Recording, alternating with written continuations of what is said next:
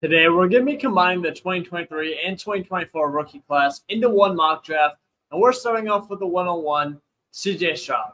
Now, compared to Caleb Williams, I feel like the easy choice is Stroud, considering the fact that he's already being viewed as a top 5 dynasty asset and top 5 dynasty quarterback. Now, you could either go for the upside with Caleb Williams. We've seen what he can do in college and the incredible highlight plays he can make.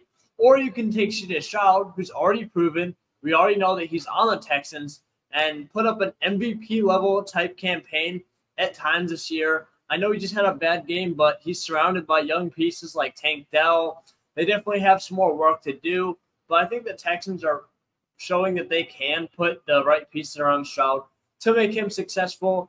It really is close to me, but again, I'm going with the fact that do I want to chase after a potential top 5 player? I'm not really sure Caleb Williams gets into the top 5 category at any point in his career. Yes, he could be amazing, but there's also a lot of risk involved. Stroud, we kind of already know what he is. I'm not really sure if he's going to climb much higher than the 105, but if we're picking any player, obviously I would love to have a top 5 cornerstone asset to build around in any rookie draft. So we're going the 101 at CJ Stroud.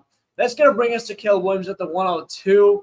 I know there's a lot of debate around. We're looking at Caleb Williams versus CJ Stroud. Caleb Williams looking at Anthony Richardson and who we would like to have in a vacuum. But I feel like the answer at the 102 is Caleb Williams. Let's not forget how good Caleb Williams has been since he was a freshman. And I feel like a lot of the hate is just recency bias. He's still able to make almost every single throw. He has plus athleticism. He's a great passer to all 3 levels. The only issues I'm really seeing is he tries to do too much at times. I really feel like he has the skills to do anything at the next level. And assuming he gets put into a bad situation, I'm not sure that makes him an immediate bust. I feel like he has the ability to overcome some adversity, even though he has had his fair share of downs this past year with the media and all these other concerns. In reality, he's a college kid. I think he's going to have some time to mature at the next level. And we're going with a 2024 player, Caleb Williams, at the 102. Heading over to the 103, we have Anthony Richardson. And yes, this is a Superflex format, by the way. I feel like that should be assumed, but there are some people that don't play Dynasty and Superflex formats, which is quite weird. Anyway, he's still ahead of Marvin Harrison Jr., and he's been injured so far this year. So it's hard to rank him higher than Caleb Williams, in my opinion. If he went out there and put up a otherworldly season, I think you would see the argument. But not having the same longevity as some of these other quarterbacks definitely knocks him down a little bit.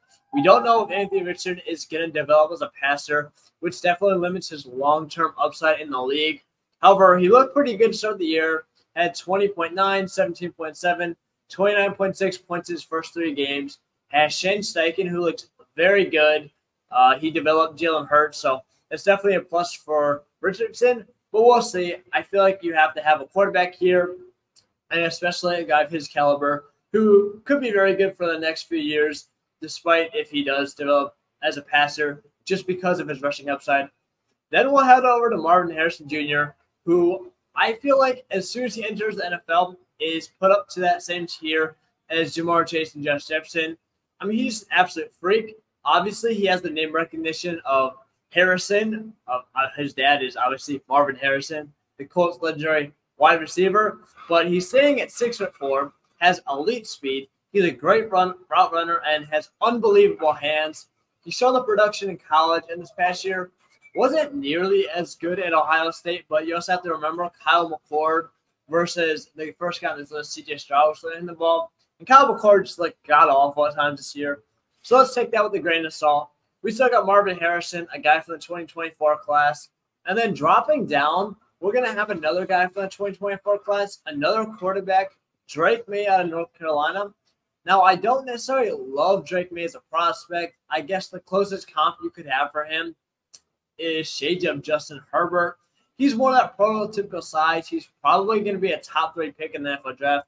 I mean, actually, as it looks right now, there's almost no way he kind of falls out of those top 2 guys with you're going to have Caleb Williams and then probably Drake Maye because of how desperate some of the teams at the top of the draft are for quarterback. it looks like he might go to New England, so that'll definitely be interesting. He's looking like a guy that's going to be that franchise guy for the next 10 years if he does develop. I'm not sure he has that, ability to where he's going to be very viable top 12 player from a rushing perspective because he's more of a pocket passer that really just wins through the air. I really don't know if he's going to be a can't miss type of player either, so he does concern me a little bit. There definitely are some flaws in his game. Coming out of North Carolina, not a super big school, didn't have the big performances I would have loved down the stretch. But nonetheless, this is a super flex format, so we have to go with the quarterback. Then we're going to go to the 106, having Malik Nabers, another guy from the 2024 class. You kind of see it is a little back and forth. But right now, we're having a lot of these 2024 class at the top of the board. I'm putting him over Bijan Robinson because of the fact that he is a wide receiver, and these guys normally have a higher shelf life, and the fact that Bijan Robinson is in Arthur Smith purgatory. But Malik Nabers has absolutely crushed it this year. Honestly, probably had a better wide receiver season than Marvin Harrison, statistically at least. He went off. It did help having Jayden Daniels there, but he's just an elite guy. I feel like when you're looking at this year's wide receiver class, it's like Marvin Harrison, then Malik Nabers. But I think you have to have Marvin in his own tier, then Malik in his own tier, and then the rest of these other guys. So despite the fact he's not the wide receiver one in this class, don't get me wrong, he's still an amazing player. And we're putting Malik Nabers at the 106. And then as I alluded to earlier, we're dropping down to Bijan Robinson at the 107. He's still a great player, and I'm still putting him over Jahmyr Gibbs at the 108. Kind of going to making these comparisons for the next guy up. But it's getting very hard at this point. I just feel like he's going to be a better runner long-term and has that bell cow ability to where as soon as the Falcons move on from Arthur Smith, I think Bijan Robinson will be used as a bell cow. Tyler Algier won't really have a role. And hopefully with the Falcons now being 6-8, they are more likely to move on from Arthur Smith. But it's really a toss-up with him and Jahmyr Gibbs at the 108. Jahmyr Gibbs has really come on to the scene late in the year, and I love the pass catching ability. I love the big play explosiveness. I'm just a little hesitant if the Lions can continue to keep this elite level offensive play up, and how involved David Montgomery is on a week-to-week basis always is going to remain a question to me. Really, the only reason why he's outplaying Bijan Robinson right now, in my opinion, is because they're using Tyler Algier almost more than David Montgomery. But in my opinion, and I really don't think it's a hot take, Dave Montgomery is a much better back than Tyler Algier, and Jahmyr Gibbs never is really going to be that goal line back and never is really going to be the bell cow back, where I think Robinson can be. Definitely are interchangeable, but we're going to have Jahmyr Gibbs one slot behind Bijan Robinson, but these are both 2023 running backs. Then we're going to continue on the trend with 2023 players in Sam LaPorta, also from the Lions. I mean, he's been phenomenal. He's not my tight end one in Dynasty currently. I think TJ Hawkinson is still better than him. He's giving you that immediate production right now, and we'll see how it looks with the Vikings quarterback situation. I think that has a lot to do with his ranking. But Sam LaPorta is still a stud, don't get me wrong, and he has been amazing this year even. So I have a lot of him in my best ball team, so I'm reaping the rewards of that on Underdog. Sam LaPorta, I mean, what else is there to say? He's breaking that rookie stigma of breaking out as a tight end in his rookie season, has just been dominant. We're having him at the 109 because I still would like these other wide receivers and running backs ahead of him. I feel like they're just more valuable than LaPorta at this point. But I could definitely see the argument for him being above Bijan or Gibbs. Then we'll drop down to the 110 where we have JSN, who just made a phenomenal catch to win the Seahawks the game over the Philadelphia Eagles. I mean, he's an elite prospect.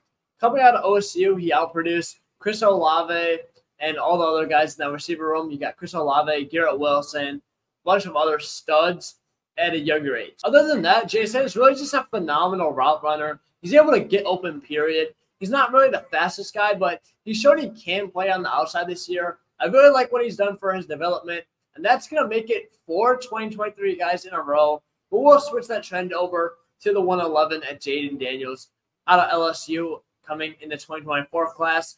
Now, Daniels is entirely off of rushing upside and draft capital, so we'll see where he gets drafted, and that's honestly going to make or break his dynasty value. And I could honestly see the case of him being ahead of Bijan and Jahmyr Gibbs and all those guys, assuming he goes to a really good spot. Right now, we're kind of assuming he just goes anywhere in the first round, which gives him decent enough draft capital to where if he starts, he has top 12 upside every single week because he can run the ball. This past year, obviously won the Heisman, had over 1,000 rushing yards, which is absurd in college considering you get negative yards for sacks. But yeah, Daniels has been a stud. I don't really think there's arguing that. If he can develop as a passer, obviously the sky is the limit. He kind of reminds me of Anthony Richardson. I think a lot of people are going to make that comparison, but it really is true. We'll see if he can develop. It does worry me that he didn't really break out until he was a fifth-year senior, and no medical concerns, just wasn't that good because we had the 112, Michael Penix out of Washington. We got a whole lot of other things. He didn't really break out until last year. In fact, people are going to say that he didn't break out until his senior year, but in reality, he actually broke out last year as a junior, throwing for 4.6 thousand yards. He honestly had an even better game than last year. It just wasn't really talked about because Washington was not nearly as good in 2023 as they were, obviously, 2022 as they were in 2023. But Penix has been a stud. He really shows the making of a prototypical pocket passing quarterback that can deliver the ball anywhere on the field. He does have a little bit of a funky windup. He has the injury history, and he also has been in college for 6 years, but that's because we're looking at COVID issues. We're looking at multiple ACL injuries. So obviously that's a knock, and that's why I have him low. But there's no denying what I've seen on film.